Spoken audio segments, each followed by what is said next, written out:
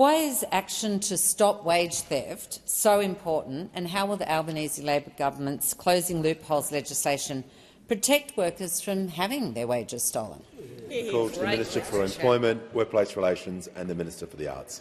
Thanks very much, Mr Speaker. And I thank the member for Newcastle, someone who fights for jobs in Newcastle every single day, for good, secure jobs. Order. The member for Page. The good news that has come through in terms of number of people in work, in terms of wages finally getting moving, is welcome, but let's not pretend it's shared to everybody. It is true that wage growth under the coalition never had a 4 in front of it, never had a 3 in front of it, and the average barely had a 2 in front of it. Barely had a 2 in front of it.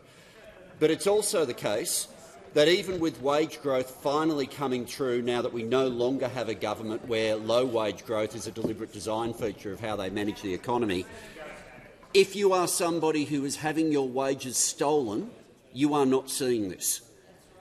Now, if we think about when this issue really came to public life, because I want to describe, because not every underpayment is wage theft, we know that.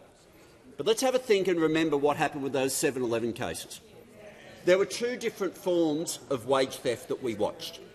The first was the half-pay scam, where people would be rostered formally for half the hours they actually worked. So in terms of the books, nothing was wrong. In terms of the difference between their hours at work and their pay, they were getting half of what they were actually doing.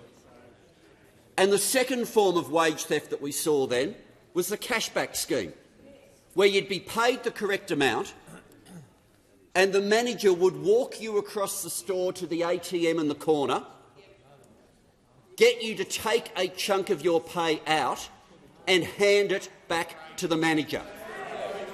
Now, if that exact same worker, had walked back around behind the counter and taken money from the till, it would be a criminal offence. But because it was the employer stealing the money at work, it was not a criminal offence. Now, more than nearly 1,000 days ago, I saw something that was extraordinary, where the opposition, having introduced laws to make wage theft a criminal offence, in the Senate voted against that provision that they themselves had introduced. And nearly 1,000 days later, this morning, they did it again.